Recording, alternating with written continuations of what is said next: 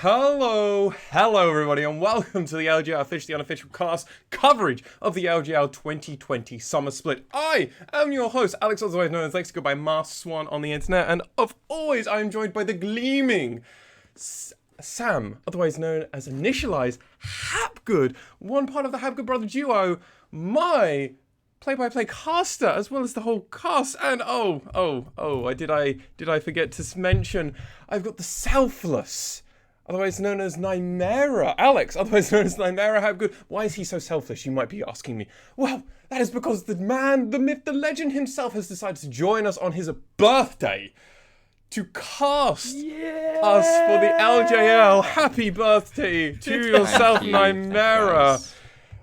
Gentlemen, welcome, and as I say always, introduce yourselves.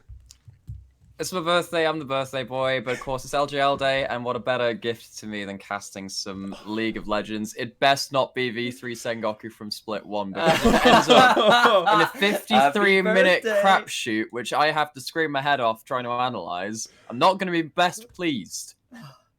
How do you follow that? I'm not going to try, because it's his birthday, and he has the option of making these The divine right. Indeed. So instead I'll say, happy birthday, bro. It's a pleasure being your older brother, and it's a pleasure getting to cast through the day. I'm looking forward to getting into some LJL action. We're getting into week 3. Things are starting to shape up in the standings. Things really are shaping up in these standings. We're going to be covering the latter 4 games today, bringing Monday the first 4 games of the day. Gentlemen, let me run you through the games for today. First off, we're going to be featuring AXIZ facing off against Sengoku Gaming. Following that one, we're going to have Rascal Jesters face off against AXIZ, the battle of the O and 4s in that one. We're then going to have Crest Gaming Act facing off against the Rascal Jesters. And then to end us out, we're going to get Sengoku Gaming facing off against Crest Gaming Act, almost up there for the game of the week, but it's really hard because previously on the stream there's already been DFM versus V3, so some really high tense matches. Gentlemen, going into this week, we've got the battle of the 0 and 4s as well as 2 of the 3 and 1 teams. There's a lot to really unpack here, isn't there? There is, because the matches we have today determine a lot of the standings, right? It's not just the bottom half, which we had kind of last week. We kind of had that split between the teams that were going 0-2, teams that had gone 2-0 as well. We've got some more mix in the pot this time, and we're looking to see if someone can punch above their weight and prove that they shouldn't have this scoreline. Yeah, we've got some really surprising things. It's going to be important to really depend moving forward, like you said, Nymera, who's going to be the teams to watch going into playoffs, and who's going to maybe miss out. As we're starting to get to that place where AXIZ had to make their run. If you watched our spring coverage, this is where the run started. It didn't start particularly big. It was only a 1-1, but that can make all the difference. And against another 0-4 team, that's the first team you've probably got to prove yourself against, right, guys? It definitely is, and I think for both of these squads, they've been troubled by visa issues, by travel restrictions, and that's really hurt their chances coming into summer. But bluntly, results are results, and if you want to get into playoffs, you've got to play around these difficulties if you've got them. And picking up wins here, in that match against both teams that are 0-4 would be important. Trying to take a game off either CJ or Sengoku as well. That could be season defining.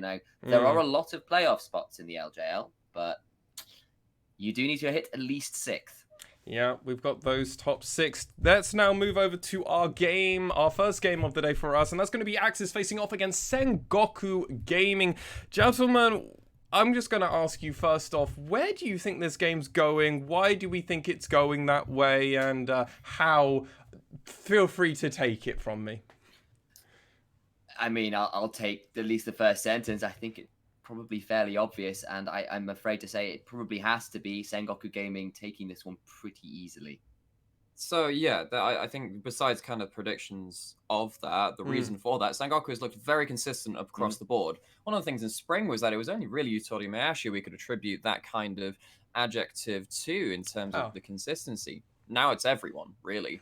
They dropped again to V3. V3 are looking stellar, so I don't think that is something to detract from them. I did a VOD review of that game in my own time, actually, and I had a look at some of the stuff that they were doing, and there are some threads to pull if you're AXIZ, particularly through the way you can punish certain lanes and maybe some of the map states as well.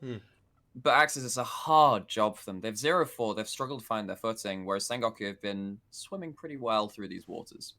They've been swimming rather well. A big problem for AXIZ has been that Sume, their substitute top laner, and not having Hyde back in that bot laner, move Eunyan back into their default position. The team did seem to find a groove moving through the end of that spring split and really started to be on form as a unit, and then that's been sadly taken from them. Totally agree though. Sengoku have looked dominant, haven't they, Initialize? They really have, and I think a lot of it has been out of the top side of their map. Sengoku Gaming have been indexing so heavily into getting their mid jungle, roaming, playing cleverly, playing intelligently, and facilitating Apperment's rampant aggression. Is probably the way of putting it. Go back and watch that Hawks game, watch that man's gangplank. It was pretty disgusting to watch. And I think if they can bring that kind of pressure on the top side of the map, Sengoku Gaming should make quick work of AXIZ.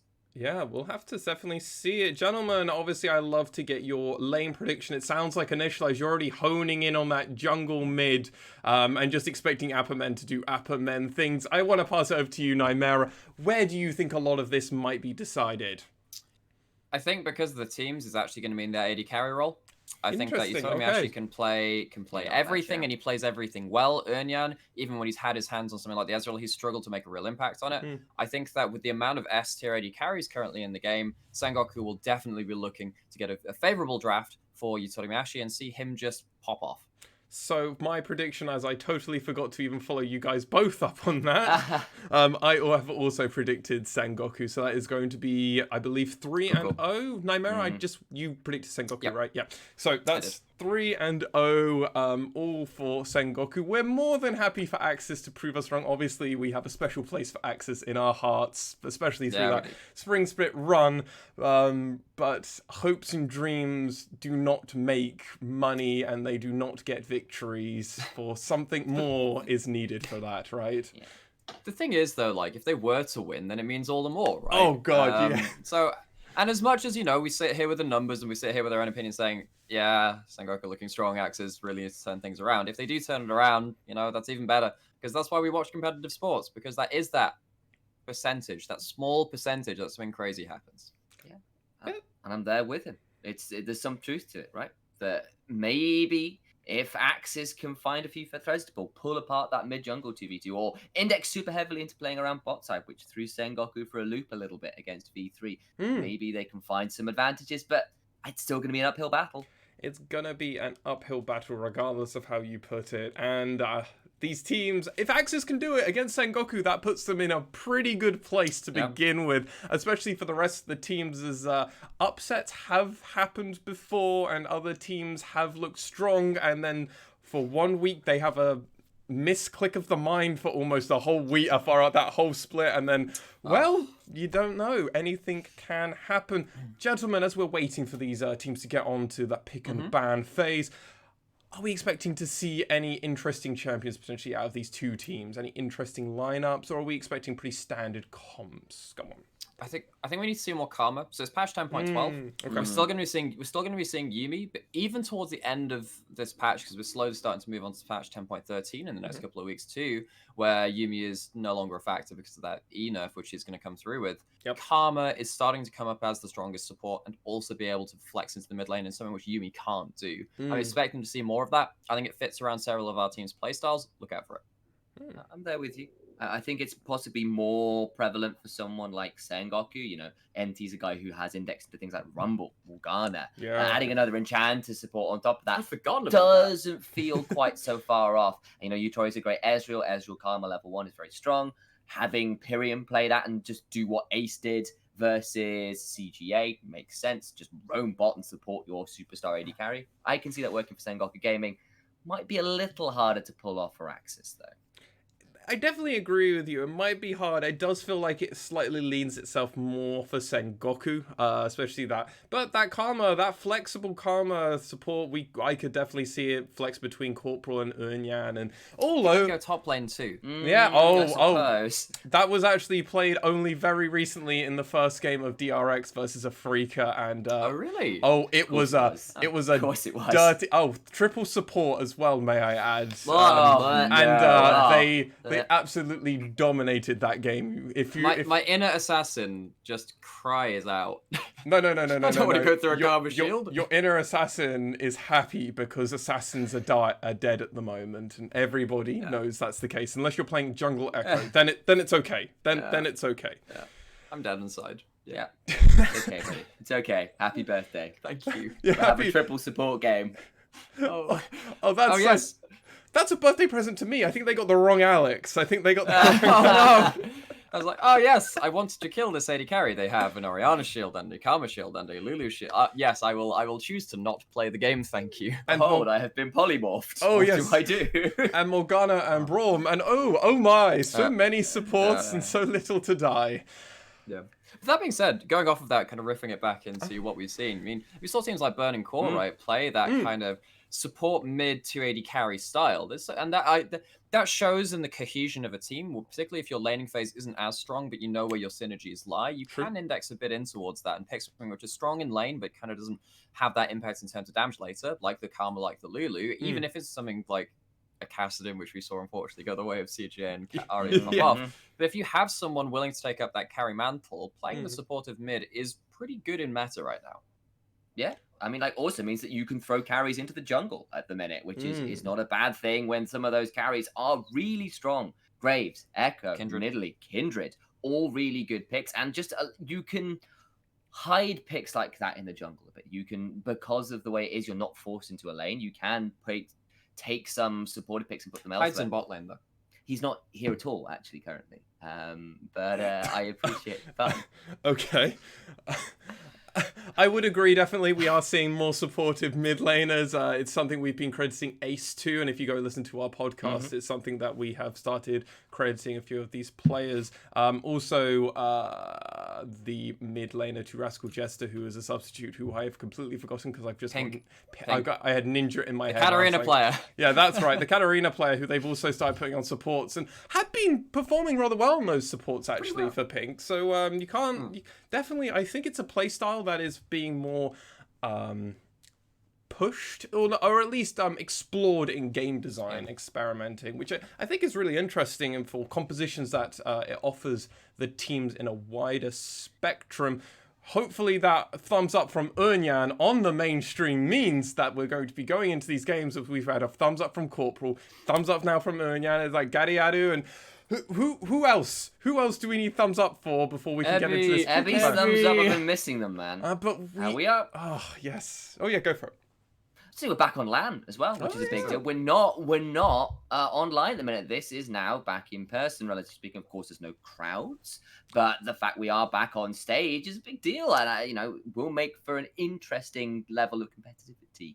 It's big for the substitutes, because if you've got rookies coming in here and playing their first games on LAN, it changes the beast. It changes the nature of it, and potentially we can see some of these.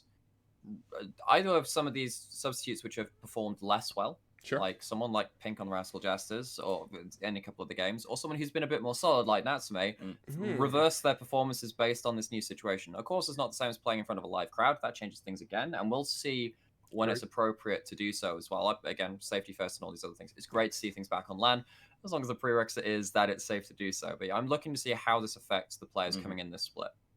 Yeah, and from what I've been able to see from backroom staff and everything else, if they're part of the LJL crew, they seem to be very much masked, face protection and more. It seems to be the teams are allowed to be more freefall, so their environments haven't been changing. It's more the environment around them is trying to protect them as best as possible. So protection of all in account that bring us the LJL is far more important before doing anything risque.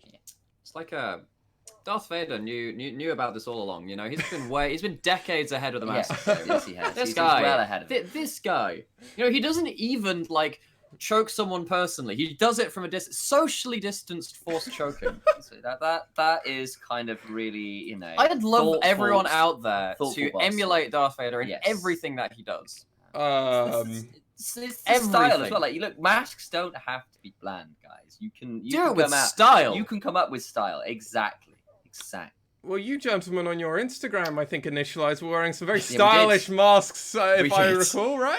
There was Yeah, some- our grandma is does a lot of seamstress stuff and found some Ah. like Star Wars comic book cover stuff to put into a mask, which is really cool. I might wear one during the break. Maybe we will.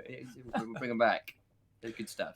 They're definitely. I saw them and I was like a little bit envious. That I was like, "Ooh, I know. You should be. Ooh, You should be. those look kind of stylish. I'm feeling that. I'm feeling that." But God. until we actually get them in my hands, I mean, I've been wearing a bunch of just reusable masks and a generic black Yeah. one. But it's more Sure. like the more as I'm going on, I'm like, well, now I definitely get a few designer ones. And not when I mean designer, I mean random cool ones I see on the internet, and I'm Yeah. like, I will spend £15 on We that. are so far behind in terms of the mask game. Oh! We are. But here in the UK, you've got people like, I don't want to wear a mask. Like, do it and look cool. That's the It kicker. could be Jim Carrey and instead wear, I don't know, the mask, the magical mask. We could be a magical mask. Instead, we're just not. What a film that was, actually. It was an interesting film. Good film. Don't watch any of the sequels that came out for it. I watched. There the- was There were sequels? sequels. I watched Oh, the. Child of the Mask. I remember it was hearing so that. bad. I never watched it. It was Okay. so bad. No. Mm. Everything is awful. Everything really was awful. We're still currently waiting on these teams to actually get into game. There just seem to be a lot of spots. They've actually, the official stream, aggressively moved over to the casters to start bringing coverage, and then now we've just been in this... Immediately yeah, and immediately are now just like, well, we should have waited more. Oh, well. Yeah. And that's why we're also here, because we expected them to go over. But gentlemen, how Yeah. are both of you doing at the moment? Doing pretty well. It's been a very productive week, actually. I've been doing a lot of article writing, a lot of LJL and casting prep, a lot of music stuff as well, a little bit of game design, like lots of things it feels like. So pretty productive. I've been trying to play off-roll on my Smurf, and I'm losing a lot. That doesn't sound as joyful as initialized. That Yeah. that does not bring us joy. No, it doesn't. This one does not spark joy. Ah, dear. That's been my week. I've been playing AD Carry with a friend of mine, and Cool. turns out playing AD Carry Gold is a uniquely painful experience. Don't do it. Why would you do that to yourself? God. Yeah, no, we're moving over to mid jungle, trying to see if that's the way forward. Okay. And in the first game I played of that, I had my first buff stolen. You're playing. Yes! By the AD carry as well. Which- That is superb. Gentlemen, Oh, that's beautiful vindication. and vindication for it. We're on pick and ban phase. Take it away, gentlemen, and good luck to both these teams. Sorry about that, Master One. I was too entertained by it. That beautiful bit of Schadenfreude I there. wasn't. I was very, very unhappy with the whole experience. Oh, but it's a pleasure to be back in casting. We are back on LAN, back into game. It's AXIZ versus Sengoku Gaming, our first game of the day here on the LJL, officially unofficial. AXIZ will be taking the blue side, and that means Natsume is still reprising his role in the top lane, substitute or no. It's Hoglet in the jungle, Gariaru in mid lane, Uinyan still role swapped down to the AD carry position, and he is, as ever, joined by Corporal. And for our first game of the day, as you're saying, it is Sengoku Gaming on the red side. Apperman, Blank, Pyrion, Yutorimiyashi, and NC will be their roster for today. Okay, so we're looking through some of these early bans. It's a little slower than perhaps you might be expecting. They're kind of thinking over some of these, but Karma, Aatrox are 2 out of AXIZ, and I can see the Aatrox one making a lot of sense. Apperman has indexed really heavily into that in the past. Callista, Varus, 2 of those S tier lane priority picks just removed from the bot lane. Particularly from AXIZ bans. Karma, we were talking about that. I mentioned it. Very, very strong right now. It's a flex pick. I would imagine Apperman plays that in the top lane as well. He plays a lot of weird stuff. It's good to take that away, particularly when you're on the blue side. The Yuumi still as high priority as ever, kind of removes those 2 very strong Ezreal partners. So I'm wondering whether Sengoku choose to leave. Okay, Varus is already banned, but whether they choose to ban out one of these remaining AD carries, or they choose to handshake. I don't know if they think if Uinyan's a threat on any of the S tier AD carries, as I was saying in pre-game. So we'll see. They banned the Fiddlesticks away. Yep. Interesting. I know we've seen a few of these hovering around the LGL, yet to see it actually end up on stage, but that is taken off the board. I kind of wonder what they go towards. They do pick up that Aphelios. Uinyan's not played Aphelios yet, but when he's played Ezreal, he's looked particularly uninspiring on it. I wonder if Sengoku just lock it in now. They don't have to lock in support with them right now. They could lock in the Thresh, though, take that away from the Aphelios, but that, of course, remains to be somewhat countered or answered with a Nautilus of some kind, because those two hook champions, probably the best supports left on the table now. uninspiring is one way of putting Onion. He's been serviceable down in the bot side, but that's been kind of the best we can say, and it is obviously a difficult situation for AXIZ, but it means that Ezreal goes over to Yutori Mayashi, who is a little better than just serviceable on the pick. This man has made a legend playing Ezreal. Okay, right. Picks coming in quick and fast. TF locked in for Pyrion. It was banned in week 1. It was. Played in week 2 to great effect versus the Hawks. So Pyrion looking to reprise that performance. Whereas we are seeing the bear. We're seeing Volibear from AXIZ. This could be jungle, could be top lane. We normally see that W max into Q into E from both of those roles. I actually don't know what those abilities do, but I'm sure they're very fun. You see, you should have just, taken a break there. Paused for effect, because the bear is coming in, and they lock it in alongside the Pantheon as well.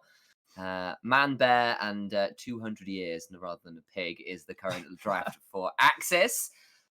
Blank, though, thinking about perhaps indexing into the Lee Sin, and it is locked in here. We have seen an absolute stellar game out of him week 1, looking very, very dominant on the champion. He has done. And it has been one of his historical picks. He's played it throughout his entire career. I like this instead of something like the Graves, because Lee Sin does have that extra mobility and allows you to get on top of that target for that extra tick of damage and set up the TF a bit better than someone like a Graves, who only really has the smoke screen to control someone else's movement. Going into the second round of bans, now it looks like a couple of, jungle ban coming out of Sengoku, which means they might be expecting this Pantheon to go. Could be a support, could be mid lane, could be top lane, could also be jungle. And we've already talked about with Volibear going either top or into jungle. That is precisely true. So AXIZ have kept their draft pretty flexible right now for Sengoku Gaming. It's a lot more known, but they have still got a top and a support to blind pick, and AXIZ are going to start throwing out some bans towards that support pool. The Thresh has come out, and I'll be curious to see what else they ban. Potentially that Nautilus, the hook champion I know Nymera was kind of suggesting earlier on, would make sense to me. Definitely be an option. So at least removed away from by Sengoku as well. There's still something like the Rek'Sai available, which Hogla's gone back to a number of times. It does work pretty well with that targeted CC of the Pantheon, but it does mean your early game is the utter focus in that comp. Set has fallen all the way through this draft so far. It is left to be available as a support champion. Could also be top lane too. Seen Ebby go back to that in recent weeks. It's going to be locked in either way and allows them some flexibility going into their final pick of the draft. Well, the boss is in. We'll see where that does get flexed around, but AXIZ now with their final 2 picks. Lock in the Azir for Galliardo, consistent damage. Lock in the Trundle as well. That probably means Volibear top, Pantheon support. And some sort of standard picks to round up what was a little bit more of an interesting first round from AXIZ. There's so much flexibility here as well, because Volibear can also be support. You can just take Q level 1, have that stun. Oh, wow. And throwing everything on its head, the Camille's been locked in for Sengoku. Split push is the option. Having that with the TF, I'm seeing some deadly side lanes from Sengoku. Hook shot into gold card with a Lee Sin, the True Shot Barrage coming at you. Sounds like a way to catch people off guard. Talk me through that Volibear Camille matchup. That looks like what we're getting right here.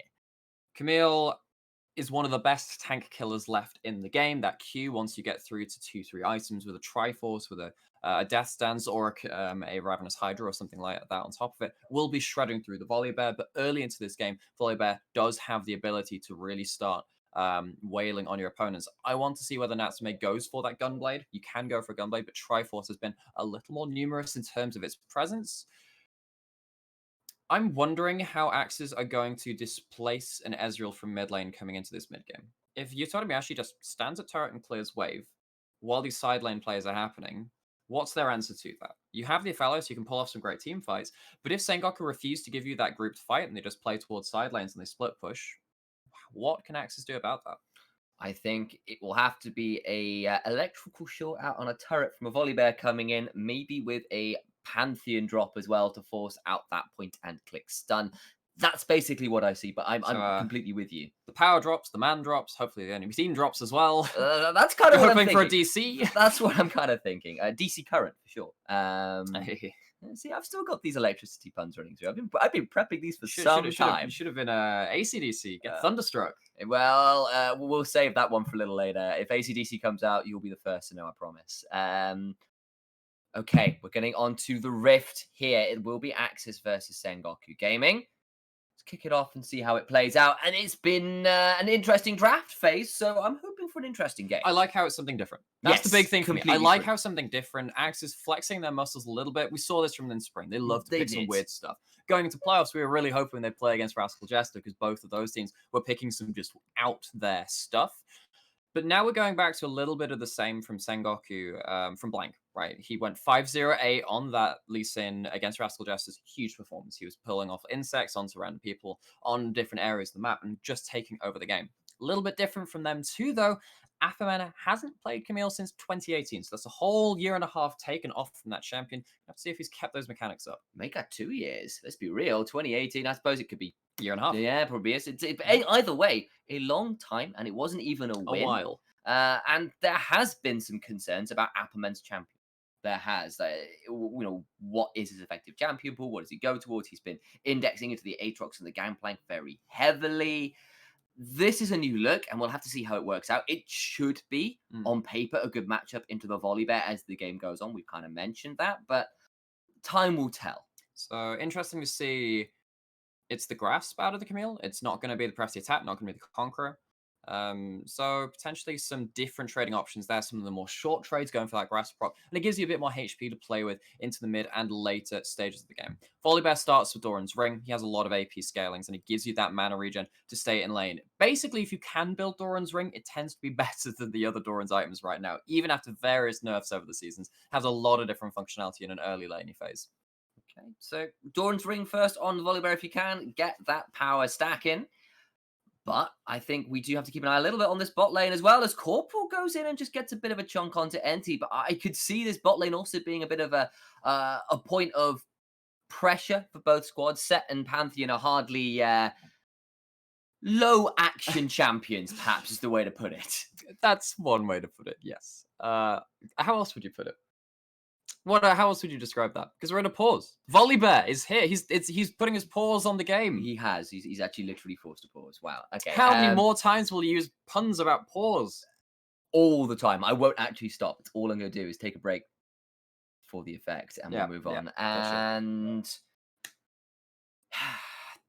we've not seen a lot of the game as yet, but maybe we can discuss what we're thinking of these drafts and how you expect them to play out. Early, that bot lane with the 2 engaged supports could be a point of pressure. That top lane, with the way those champions love to brawl, could be a point of pressure. If Camille gets ahead, this game's very hard for AXIZ. Very, very hard. Because if it's getting to the point where Camille puts the Volibear under turret and then you're just going to show up with a TF, what do AXIZ have to answer that? Because as I was saying, you don't displace the Ezreal under the turret, really. He's one of the safest wave clear champions in the game against this kind of draft too. You're looking maybe for a Flash Pantheon, but I don't know if they have the damage to finish off that kill. You've got a Trundle jungle. He's not particularly bursty jungle. If you had something like a Graves, maybe. But that was banned out. No, that wasn't banned out. It just wasn't picked. So what I'm looking for is early snowballs into early lanes. I think Corporal has some ability to affect the map with his ultimate as well. Potentially, we can have some counter roams from that Grand Starfall. But the question is whether it's going to be enough. Because I think that if the gate comes in before the Grand Starfall, that fight's over. Before the Pantheon even gets there. There you heard it. You need to be keeping your eyes on the Pantheon ult, the TF Destiny, whether those work out. You can see the Twitter vote here. And again, we on the cast also came in with this impression. But I think AXIZ have drafted themselves some interesting tools and a few curveballs that might throw Sengoku for a loop. That was a good ward placed earlier to prevent Hoglet's Gamp coming in.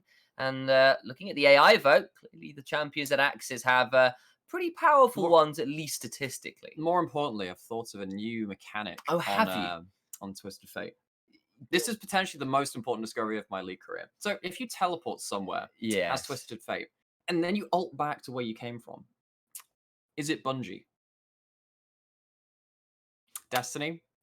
No. Going back to where you came from? No. It took me a while to say it's like a Bungie rope, and I realised, Yes! Oh, well, I'm finishing this fight. Master Chief out there is disappointed in you. And that was almost as bad as Halo 5. So Almost as bad as my casting some days. Well, okay. Well, I'm going to need a moment to process that horrific attempt at humor. I know it's your birthday, man, but I can't in good conscience allow that one to slide. Oh, even the production is typing, don't feed the caster just because it's his birthday. And yeah, that's some rough stuff. I'm so sorry you had to listen to that. But feed your casters, please. all right. So if TF does that, maybe I'll acknowledge it, but I doubt it right now. Corporal stepping forward, finds a set in a bush. And it's a face breaker, but that's a pretty good use of the Aegis of the Legion. Now here comes the Sun Enti's in trouble, has to flash out. Great use of the abilities there from Corporal to force out the summoners. Heal as well from Yutori Miyashi. It's a good brawl between the two supports at the start of it, but Corporal's holding onto that shield vault the entire time. After the Haymaker's been used from NC, the stun comes out, has the Ignite put down as well. With the press, the attack coming through from Pantheon, that extra exposure damage does make these early trades very strong after you use that 3 hits after you have that shield bash. And I realized I called it the Aegis of the Legions, was Aegis Assault. Aegis Assault is the one. So I got it slightly wrong, but there we go. It's not the item, it's the ability. But either way, great training. It's a little bit of a CS lead. And this is a couple weeks in a row now where I've seen Sengoku Gaming's 2v2 come the worse for wear in these early trades in lane. A little bit. However, it's going to be a question of how they can start forcing these plays now. Because remember, as much as you forced out the flash and the heal, there's a big fight in top lane. Yeah, okay. The Sky Splitter's come down. It's turning this trade around. The consistent damage definitely there for Natsume, who's still going in. Apperman gets the shield. Going to see if he can find his way back in, but has to hook shot away. Lots of low health bars, but no kills to be found. Kills does have a biscuit in inventory, so isn't feeling too bad about things. Might force out. This is a Destiny available here as well. This could be a roamer to the top side. But Volibear decides to make like a bear and run for it on all fours and does just run back to his stance. He's getting out with the bare minimum, the bare necessities. Indeed. Running back to tower. I think both top laners probably going to use their teleports to get back to that top side. Dragon started from AXIZ as the Cloud Dragon, so the ultimate cooldown reduction, particularly on that Volibear, which is used in... The Volibear ult is used in so many different situations. The more cooldown you have in that ability, it just opens up the amount of time you can stay safe or have that option to play aggressively with that cooldown reduced. It's a dash, it's a turret stopper, it's damage, it gives you HP. Like, everything. It's just a really good ultimate, guys. Like that's pretty much the long and short of it. It's the cure-all. We found the miracle drug. It is Volibear Ultimate. The panacea, it's there. Well, medicine has been solved within the realm of League of Legends. What would you guess? Hex Flash being charged, only away, not towards Uinya. Brave Sorrenti. Bravely flashed away. Bravely Hex flashed away. He's not even got a real flash anymore. He was so brave, he's already burned it. Of course, we have got to keep our eyes on TF as well. Push the wave, looking maybe for a roam, but instead goes towards the back. Has gone towards that. I can do this. It's the crystal that allows you to grow into the catalyst of Aeons. There we go. Cool. Have finally got there, and we're starting to see some bits of items come in, but nothing super exciting as yet. Crystals. Yes, we have a 30 CS lead in that top lane. That's pretty doing big. Very well. Besides the early trade, which did go the way of an Natsume, I mean, didn't turn into a kill, didn't turn up into anything. Appman's managed to build up a big wave, so it won't look quite as bad as 30 CS, but he's still going to have to pick up some CS under turret. Looking good for the Camille so far. That's good news. Of course, Volibear doesn't necessarily need all the gold in the world to be effective, but that's good signs for this Camille that was picked into the Volibear as something of a counter. What's really dangerous there is that every time you stack up something like a double wave, there's a chance for dive. And if you have Blank and Pyrion on the same side of the map, the Volibear ult's probably not going to save you, particularly with the level 6 reached from the Lee Sin as well. The Dragon's Rage kick adds a lot of extra bursts to that combo. Yeah, it does. Dragon's Rage is just notoriously a very strong ability. It's partly what makes Lee Sin viable. Dragons are very angry. They are, especially when they're in the form of a man's leg kicking you in the face, possibly in the wrong direction. I'd never thought of it that way. That does sound terrifying. It does sound terrifying. What could also be terrifying is this battle of troll and beast in the river here. Buy your tickets now. It's fight night out in the river. Herald has spawned. Corporal's already roamed up. Gary Arrow going to walk across as well. But NT, Blank, and Pyrion don't look like they want to give this one over for free. Okay, it's going to be a brawl 4v4 with the top laners still up in their lane. Here we go. But easy as you like, AXIZ picked that one up. Sengoku Gaming just a little late to the punch. Yes, and as I was going to say in the build-up to that play, the Aphelios got there first. And that's a big thing, even though there was about even priority in that bot side. It's the AXIZ bot lane that show up first. Priority in the top lane, that's my pushing in. It means that the Herald goes down for free. And now a large incursion up towards the top side from Sengoku. Okay, Aquaman's just going to back off, head back towards that bot lane, probably match wave with Natsume once again. And after all things said and done, it's still that 1,000 gold lead for Sengoku Gaming, but the Herald might even that up sooner rather than later. That's how I finished that sentence. I believe you. There was no other problem because it's your birthday. I won't call you out on it. Lovely. So I do that myself. Oh, Self-aware. Selfless and self-aware. Truly the best of us. If Warwick was in this game, I'd be self-aware wolf. He's not, though. I'm not, so I'm and you're self-aware bear right now. Oh. Oh dear. Oh, Destiny okay. Coming in top side. Has had to flash away, but has got Gravitum, so will bind NT in place. Here comes the showstopper away, though. The Haymaker's pretty good, and that's a decent Inferno in return. And Blank has to flash away. He's burning. But I think he'll just about survive. 5 hit points, ladies and gents. That Lee Sid escaped with possibly 1 hair remaining on his very bald head. And you ask how much time is remaining. You don't want to know. Blank comes out with the closest of outplays at the end there. And we're setting up for a dive now on this top side. Unyan's pretty low, though, and Utoromiyashi and NT do have HP to play with, so they'll just go for the 2 plates and not stick around for that third one. Utoromiyashi dashing forward afterwards to throw down a little bit of extraneous damage, but good plays out of AXIZ, actually. They traded for the Herald with nothing to speak of for Sengoku Gaming. They get a good fight in the top side, turning around that... The counter teleport was huge, right? It neutralizes that first gate of the game, which is something which a lot of TFs are judged on. And admittedly, when you're using a teleport in the early game, its cooldown is very much increased from earlier seasons of League of Legends, because now teleport has that reduced cooldown reduction the later the game goes on and the higher level you are. So Gariaru will have his teleport available for the next one, though, but Natsume will not. That is pretty huge. Teleport differentials can be... very powerful at this late stage of League of Legends. And we're also looking at that continued 30 CS lead for Camille over Volibear. It hasn't gotten any larger as yet, but that is something to keep an eye on. And we kind of know where Camille scales to, namely Infinity versus tanks. To Infinity and beyond, the Buzz Lightyear build. The Buzz Lightyear build. There is no Buzz Lightyear 99 in this game, though. No, we see a shuffle in. Does get Pyrion knocked back. There is a flash, but he's going to try and find his way out. That's a great pillar to prevent Pyrion getting to the wall. First blood over to Corporal and AXIZ. Looking competent. Looking pretty on the same page. Good play. And we were talking about, well, if AXIZ were to take this game, well, we're not expecting it, but if they were to take it, it would mean that much more. And it starts like this. They are paying attention to the map. They know that you can attack that source of the global, particularly now that the dragon spawned as well. This is a very valuable play for just a couple of ultimates expended. And it earns them a second Drake at just before 12 minutes into the game. It's a great play out of Gariaru. And let's just have a look at Hoglet here as well. So what we can see is Blank is not really in position to counter-gank this as quick as you like. Gariaru slides and glides onto Pyrion, who doesn't flash away after it, knowing that the flash can be committed from that Pantheon. Maybe actually a bit disrespectful there from Pyrion, but Corporal picks up the kill. It goes over into that dragon, as you were saying. Advantage AXIZ. Oh, man. I also want to give huge credit to Hoglet, who's been having some rough weeks. We have had serious questions about the AXIZ jungler and whether he is playing the right champions, frankly. But that Trundle pillar right there in that gang, preventing Pyrion from getting close enough to the wall to flash over it. So nice. I really rated that.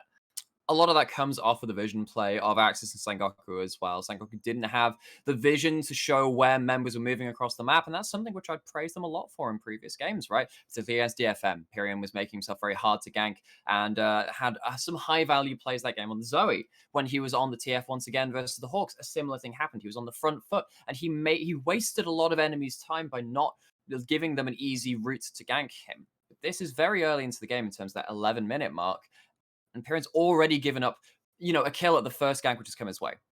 It's first gank and nothing out of the first Destiny as well. So it's been a bit of a rough game not for the gold this year. standard. Not the gold standard. No, it's not over. Don't get me wrong. It's still actually a gold lead to Sengoku Gaming as we're sort of heading towards that 15-minute mark. That's good news for Sengoku Gaming fans, and that's probably mostly out of the CS in the top lane. There's a lot of that, yeah. And there's plates here. There's one plate top, one plate mid, which evens out that Herald push as well. So the Herald's not even really led to much of an advantage for AXIZ. It's just evening up what was going the way of Sengoku.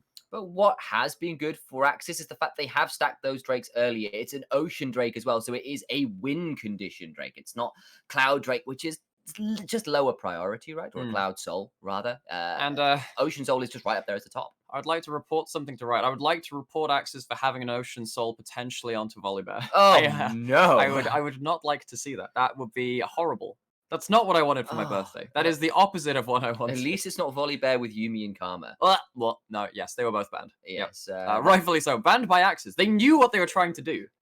Even they knew they couldn't allow that kind of thing to be seen on their team. That they have standards, That's just Professionals have standards, so I've been told. Blank's kind of around, and Corporal has to be a little careful. They're thinking about diving this. Here comes the gate as well. Uinyan is in so much trouble. He uses the cleanse, but he's going to get face breaking straight away and goes down with not much to say about it. That's a big shuffle, though, but it's away from tower aggro. And Gadiaru falls, and it's a double for Yutori Mayashi. You can shuffle all you want, but the person who's holding the deck and stacks the cards is that Twisted Fate. Teleport comes in late, and it's 2 kills to Sengoku.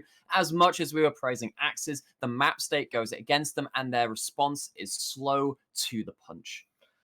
Well, at least Hoglet here is going to trade for this Herald. The second Herald is obviously a little bit stronger than the first. There's a top lane they could probably push for first turret if they're swift. But let's look at this replay one more time. Okay, so importantly, no teleport from Natsume, but none from the Camille as well. So top laners will not be involved here.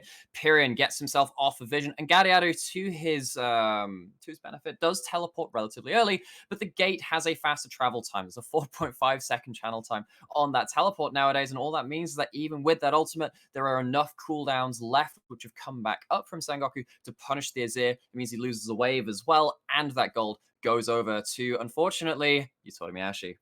It does. That Ezreal is online, and worth saying, in the picture-in-picture, the Herald was not used top to take the turret. It was just straight Natsume taking it, so it's a 1-for-1 on the turret trade, and AXIZ do have that Herald in inventory, so that's something for them, but that is a much better play out of the TF that we'd kind of just said, early game's been a bit rough. That one was a much better play. It was. The real problem for this now is that Ezreal's going to get to that 2-item spike very quickly. He's going to get himself that Iceborne Gauntlet, probably on his next back. He'll be clearing out like 2 more waves, and the Iceborne Gauntlet will come in. It's a very cheap item, only takes 650 gold in that combined cost, and then you're sat there at 35% CDR, stacking up towards your Muramana, and you have infinite wave clear. And as I was saying right from the draft as well, you pretty much can't displace the Ezreal once he has his 2 items in that mid lane. He's just going to sit there, he's going to have a grand old time, and he's going to set him up for another fight in the bot lane. Well, we've got a dragon that's about to spawn. We've got a fight that's coming, and here comes the Pantheon. That's a shuffle that misses because of a fantastic flash. Enti is here, but now Apperman's in trouble, having a flash away, taken very, very low. Natsume is a large bear. Here comes the Destiny Gate, though, and that just sets up for the biggest showstopper ever. Uinyan desperately trying to save a life, but 200 years is too long to stay alive, and Apperman now dancing forward, gets a precision protocol onto Hoglet, does a lot of damage. Here comes the cage, and now Natsume is trapped, and he is going to go down. Enti face breakers him down as well. 6-1 is the kill score. The dragon spawns, and Sengoku Gaming are running away with it. You can't flash away from a Camille ultimate, Natsume. He tries to get under the safety of his tower. It's just too little, too late. And ultimate goes on to Corporal to stop his back as well. Things have gone from bad to worse to catastrophic for AXIZ. First is the play in the bot lane. They try and recoup some of that gold and some of that pressure across the map with this bot lane river fight, but a flash out of the top draw from Yutori Mayashi gets him away from Gadiaru, and it forces the onus onto AXIZ to try and retreat from this play. We're going to see it live once again in this replay. Hoglet's caught out in the bot river, but of course he has his ultimate, and he's a Trundle. He's not too worried about this. So AXIZ say, look, the time to play is now. Gadiaru comes in, but as you were saying, the Ezreal escapes that initial engage, and he has the items to start turning it around now. With the health bar advantage to the side of Sengoku and a wonderful re-engage by NC, it's a clean-up fight from there on out, and they have the ability to chase down the entirety of AXIZ besides Corporal. Well, there you have it. It's looking a little bit rough for AXIZ now. Enti thinking about face breaker forwards, or rather hex flashing for the face breaker forwards to make that sentence a little bit clearer. Here comes Gadiaru. Oh, fantastic shuffle! And Yutori Mayashi, there is no way out this time. Gadiaru! Woo! fool me once, I know you're going to try and flash away. Of course, this time there is no flash. He follows the arcane shift with a shuffle, which finally finds his man. It means the Herald is put down, and in a 5v4 with everyone grouping in the mid lane, they might be able to take themselves a second turret. Pyrian is getting kept Okay, away with the pillar, but they don't get the second turret. They just take Harbour Tail far. Camille is in the top side, not on the turret as yet, but will be there fairly swiftly. Has still got that 50 now CS lead over the Volleybet. And looking at the gold, pretty telling stats. Absolutely. Look at that top plane. We can see the Camille is reaching dangerous points in this game, relatively even in the mid lane, but of course there is a 1,000 gold lead in the jungle and bot lane alike as well. So incremental advantages being built up by Sengoku across this game, across all roles. Going back to the, sorry, I'm just going to go on to something here, but Gaudiadio, I was about to speak about him being the shining light for AXIZ. He's in a lot of trouble. He is very, very dead. Now we're going to see the cage come down. It's a 2 versus 3 still, and Corporal taken very, very low before the Aegis Assault comes out to allow him to retreat. I was about to say it was looking like there might be a dive coming up, and you might want to hold your point, and we saw why. Just like in solo queue, I don't check the minimap.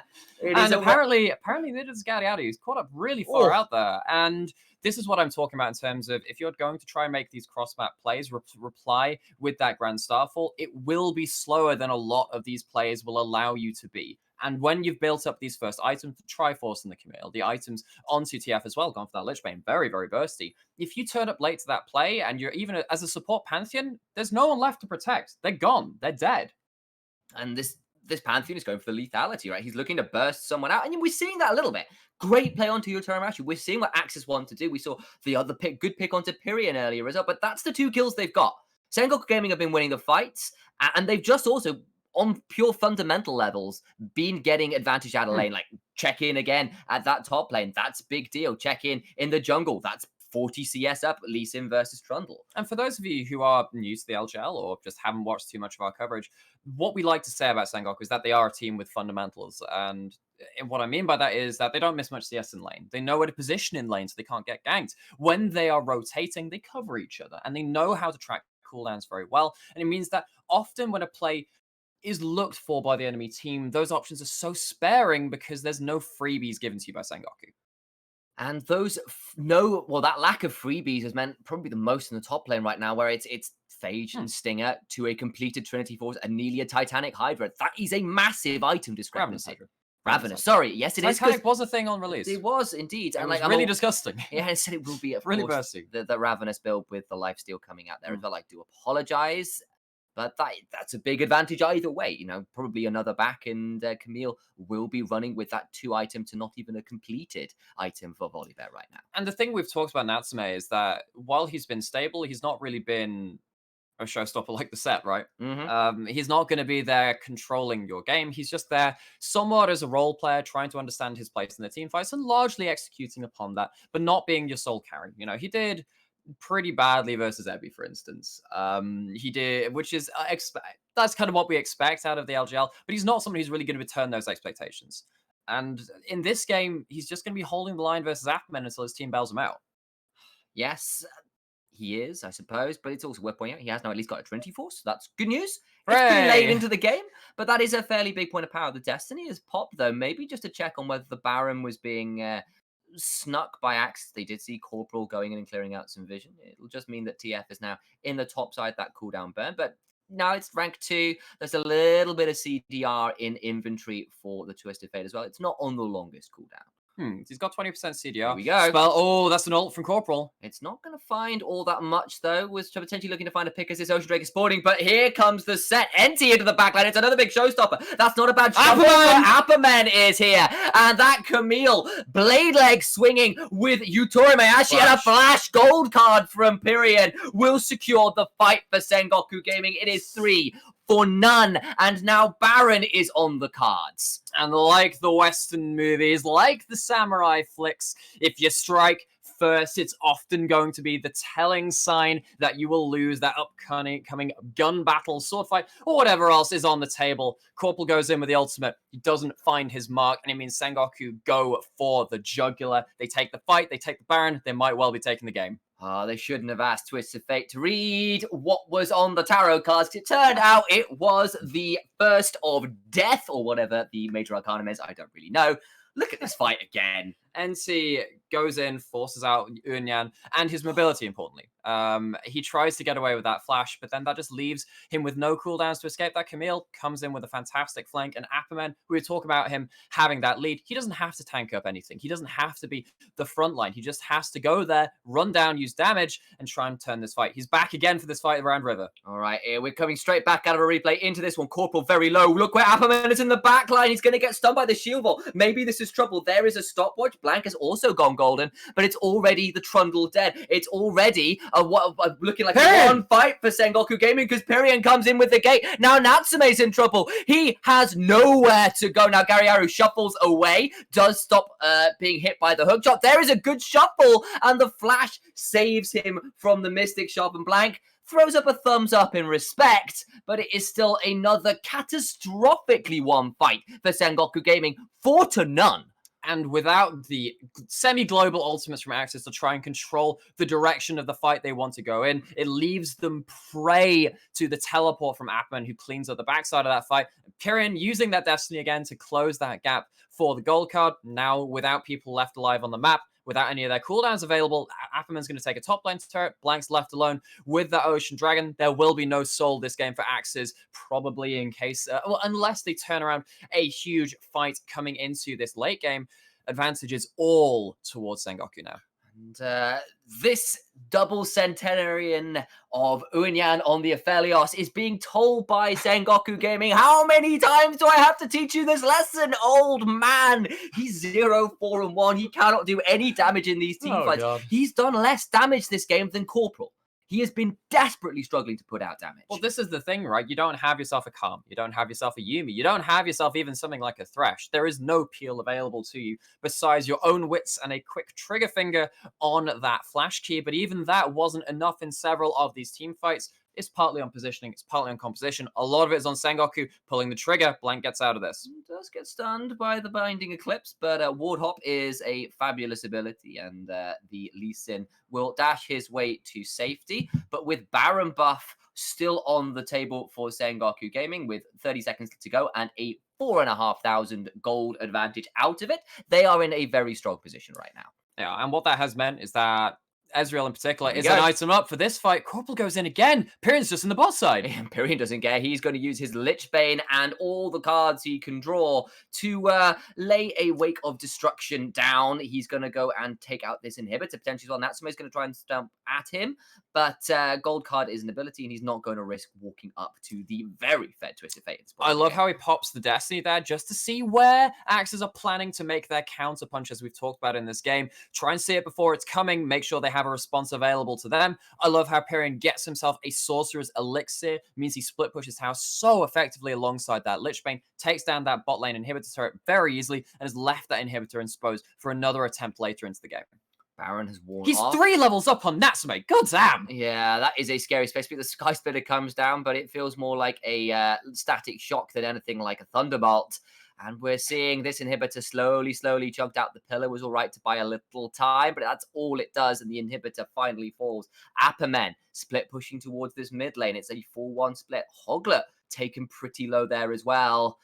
Looking dicier and dicier for AXIZ. They've got maybe one fight left in them, Nightmare. And even if they win that, it's not going to bring them into the lead. It will just save the game for them. The problem now is that Sengoku aren't forced to fight. They can wait for the next dragon. They can wait for anything. The Baron's not available. This means that they can sit comfortably in a 1-3-1, force down on sidelines, wait for AXIZ to make a mistake, and respond to it with their own globals. And quietly, Blank here has hit full 100% kill participation this far in the game. The Lee Sin's been everywhere. He's also 3 levels up and has, has all those kill participation, yes. He has himself a Black Cleaver, very importantly, because none of his other AD teammates are building that item. It's very large value. It means that if Blank goes into burst to target the follow-up damage onto them from the Camille, from the Ezreal, and from the Set even, he's going to have some relevant damage in these team fights, will be amplified that much. There's not even that much armor to counter in the first place.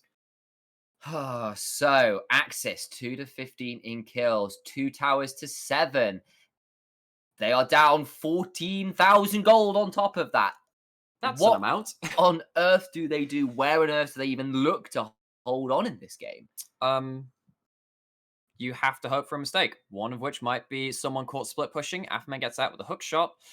It's largely about... Oh, Corporal's coming in as well, actually. What? Okay, right. Thought That about trying was to catch a that. Grand Starfold. Again, you're trying to pick off people alone in a side lane. The hook shot was forced, but after the pillar had kind of been disengaged from, there wasn't really any follow-up available. That's what you have to go for. It's very unlikely it's going to work at this point because of the survivability of the members you're trying to shut down. There's a Zhonya's on the TF. There's a Death Dance and an Ultimate, of course, on the Camille too. The amount of time that they're going to buy for the teleports, the Destinies, the Arcane, the True Shot Barrages, everything else will be channeled in. You have to finish things off quick, and I'm not sure they can do that. Well, that's going to be the problem. AXIZ have to find a way out and solve. They are in this hole. They've got to try and find something, anything. If Felix got 2 items, there's 3 onto this Azir. That's good damage. But they have got to be able to stay alive long enough to put it out. And when you've got a Lee Sin, a Camille, a Set even jumping at you while TF and Ezreal nuke you from a screen away, that is troubling. Okay. A 2-man Baron is now being started by Sengoku Gaming, and AXIZ are thinking about coming to contest, but they have to be so afraid of this Camille that's just pushing away in the bot lane. Has forced minions onto the Nexus turrets. Forever. They can tank this forever, and they keep Apperman down on the bot side. They're trying to force a committal from AXIZ where Apperman can get a huge flank or just finish the game. It looks like AXIZ are not going to go towards that Baron still anyway, knowing that if one of them dies, they probably lose themselves the fight. Maybe they can take a dragon, and if the game does go to another 5-6 minutes, they can try and get that Ocean Soul. But at this point in the game, I'm not even sure that wins them the game. But Sengoku Gaming aren't even going to allow them to do that. The Destiny's here. Who comes in? Do they even bother? We're going to see shuffles away from Corporal. AXIZ, and it is a flash from Corporal. And it means that this dragon is free pickings for Sengoku Gaming. That puts them up to their 3rd Ocean Drake. That puts them up to that soul point. And there is very slim chance that AXIZ win this game. There is. Well, so they have a Phalios, they have a Zir. If this game goes long enough and they get the huge wombo, maybe they can finish things off. I'm just worried about the scaling on the other side too, and the fact that Sengoku don't have to commit to the fight. We've talked about this before. Maybe it'd be different if a soul had been taken early and Elder Dragon was on the table, because Azir takes neutral objectives very, very quickly. You can potentially go in for a steal as well. With the jungle advantage over to Blank now, stretching his lead to 4 levels, increasingly less likely, but the chance is still there. There is no Elder Dragon, though. You don't have a soul point for yourself as AXIZ. If you actually manage to steal that dragon, maybe it makes your job even harder because the Elder Dragon spawns that much later as well. Things are looking grim for AXIZ. They're waiting for mistakes, as I was saying. Maybe Sengoku choose to get impatient and they just go for this big 5v5 and they get AoE'd to death by the Aphelios, by the Azir as well, but they're not forced to do that. That's what's so dangerous right now. Okay, so don't even need the Baron, but they have it. They're pushing in 3 lanes. The 1-3-1 is there. TF, Camille off the those lanes. True Shot Barrage comes over and it feels like it's doing true damage right now. Whether or not they're part of the band seems to be a little immaterial. You see the pillar up at the top lane try and get maybe onto the Camille, but that's hard work. Actually, that's a Grand Starfall thrown as well. But again, nothing to be found out of it. And Sengoku Gaming pick up the mid lane inhibitor as well. There's only the one outer tower, or rather, the inhibitor tower remaining. They're going to see whether Sengoku Gaming can find a little bit more. Pyrion still shoving in, and this is looking like a death push to me, Nightmare. It's looking increasingly more likely. Start sounding the death march because we're going to see things getting put in towards the death here.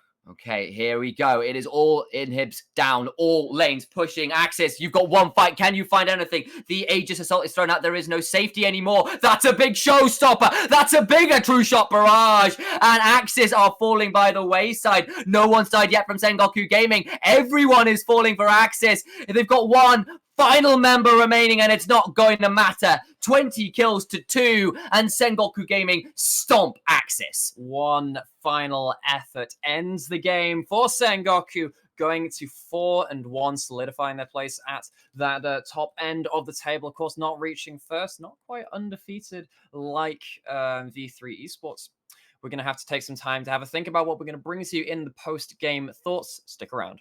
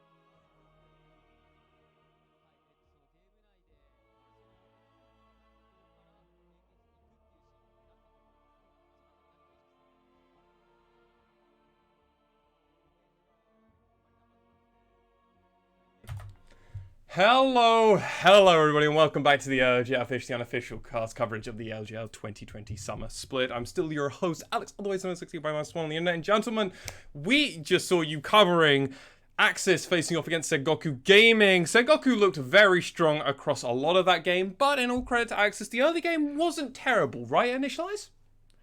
No, it wasn't. We kind of saw some good plays out of the bot lane. We saw early Drakes going the way of AXIZ. Very we true, saw yeah. the TF's first Destiny kind of countered by a good teleport. They got the first blood in the mid lane onto that TF. Looked good. And then what happened, Nymera?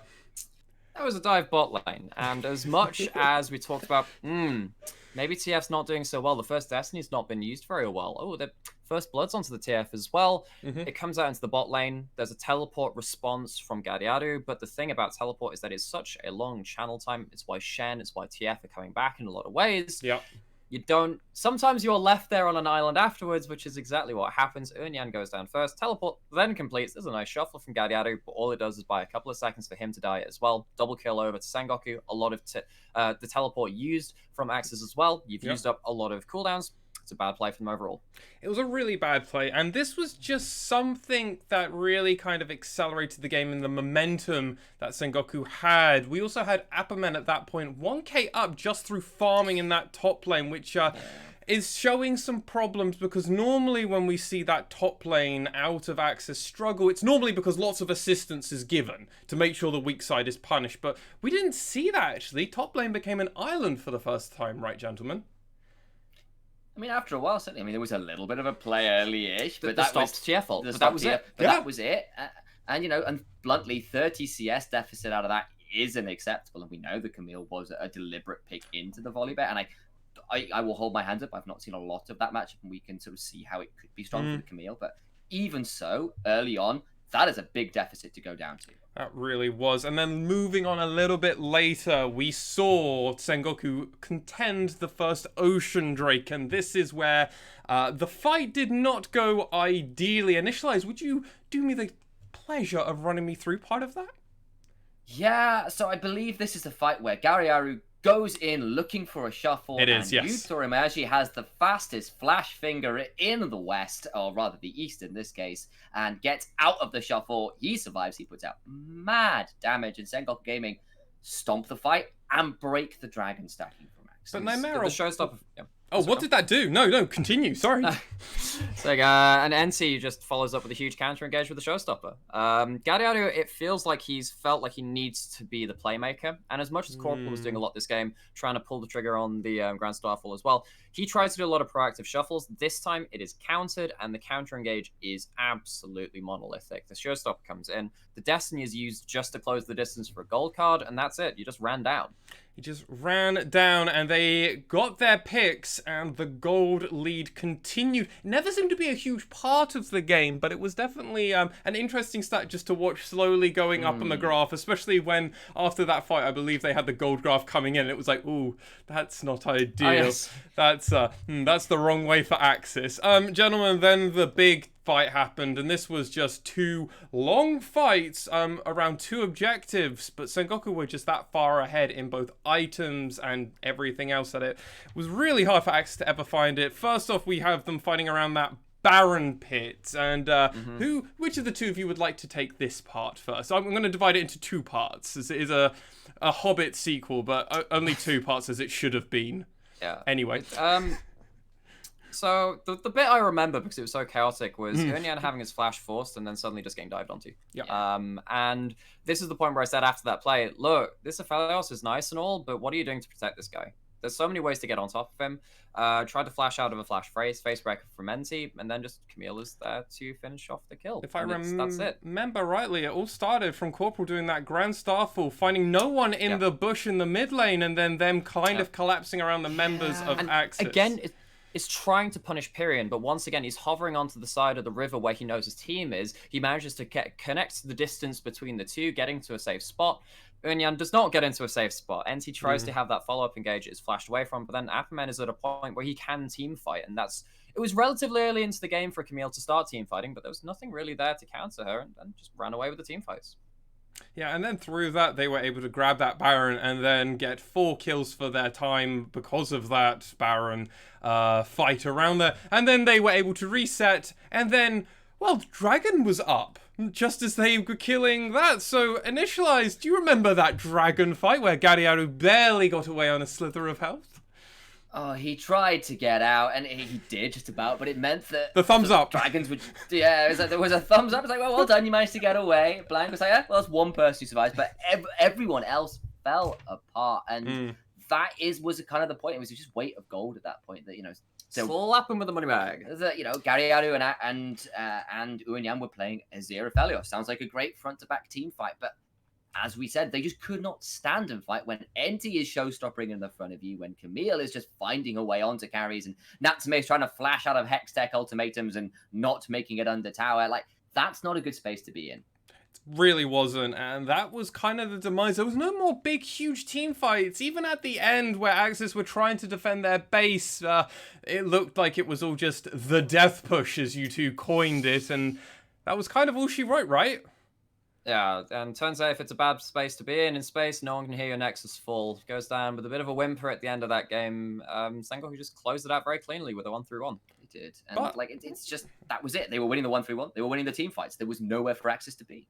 And I mean, through that, we got some amazing stats from that. We ended that game with Yutori Muashi doing a majority of the carrying, ending up getting 39% of the team's damage onto the enemy team, which is absurd.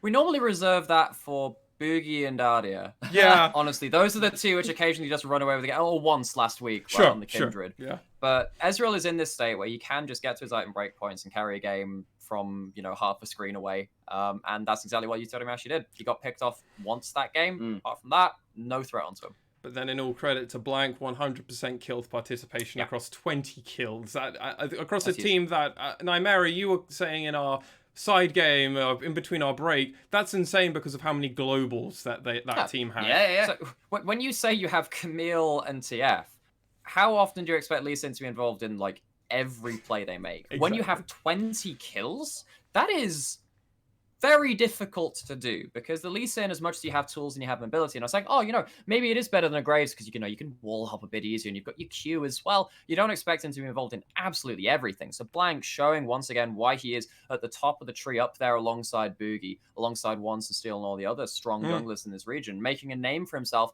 potentially making himself a front runner even. Potentially is. We're going to go on a short break here on the LJL Officially Unofficial. Gentlemen, we'll be right back with our next game of Rascal Jesters facing off against AXIZ.